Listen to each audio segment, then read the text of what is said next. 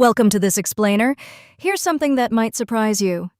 For decades, developers have been writing thousands of APIs using GET and POST, and both have been wrong for one incredibly common use case.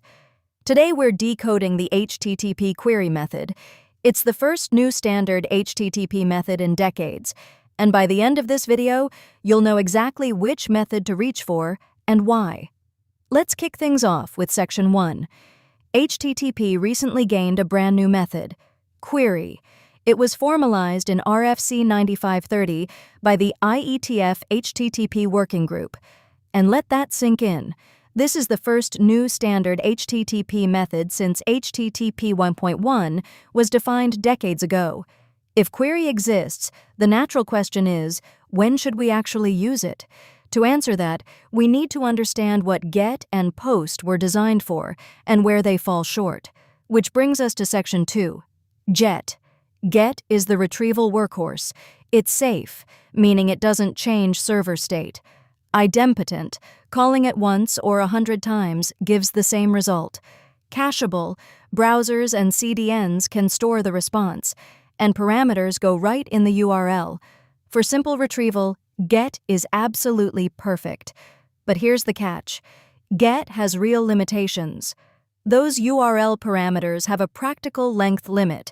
Complex filters with nested conditions simply don't fit. Some developers try putting a request body in GET, but RFC 9110 explicitly advises against it. Many proxies and servers strip GET bodies entirely. And sensitive search parameters? They're sitting right there in the URL, logged everywhere.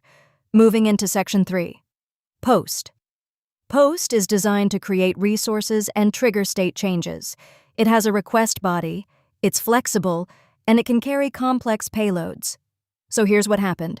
Developers hit GET's limitations and turned to POST for search. It works. The request body carries complex JSON filters. The server returns results. But here's the problem. Semantically, POST tells the world that the server state may change.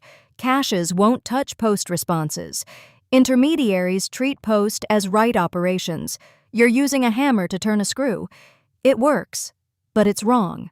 And it carries real consequences for caching, observability, and API semantics. Which brings us to Section 4. Query. Query combines the best of GET and POST. It's safe. The server state does not change. It allows a request body, so you can send complex JSON filters, nested conditions, and rich search parameters. It doesn't create resources. It was designed specifically for complex searches, and the semantics are finally correct. Here's what a query request looks like. Query/users, with a JSON body containing filters, sorting, and pagination. The server receives it, processes the search, and returns results. No state change, cacheable, clean semantics. This is what developers have been wanting for literally decades. Moving into Section 5, let's make this crystal clear with a decision table. GET, use it for simple data retrieval, reading a resource, fetching a page, basic queries with few parameters. If your parameters fit cleanly in a URL, and you want caching, GET wins. POST. Use it when you're creating resources, updating data, or triggering actions. Anything that changes server state belongs in POST. Query. Use it for complex searches, advanced filtering, faceted search, analytics queries, AI retrieval, vector search, and GraphQL-like operations over HTTP. Anything where the search parameters are too complex for a URL, but the operation is read-only. GET retrieves, POST changes, query searches. Section 6.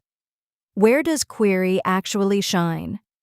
Think about a product filtering API, 50 filter combinations, price ranges, category trees. That's a query. Analytics queries, complex aggregations with time windows and groupings. Query. AI retrieval, augmented generation, sending an embedding vector alongside metadata filters. Query. Vector search and database queries where the search logic is too rich for a URL. In every case, the operation is read-only, but the request is too complex for GET. And finally, Section 7. Let's be realistic. Existing APIs won't suddenly change overnight. Get and post remain absolutely essential. They're not going anywhere. Query solves one specific missing piece of HTTP, and it solves it correctly. Browsers and frameworks are still evolving their support, so check the current status before adopting in production. But the direction is clear, so here's the takeaway. Get retrieves. Post changes. Query searches. Each has a job, and now you know exactly which one to use. Thanks so much for joining me on this explainer. If you want to go deeper, next time we'll uncover why Get was never designed for complex search, and why developers spent years bending the rules. Keep building, and I'll catch you next time.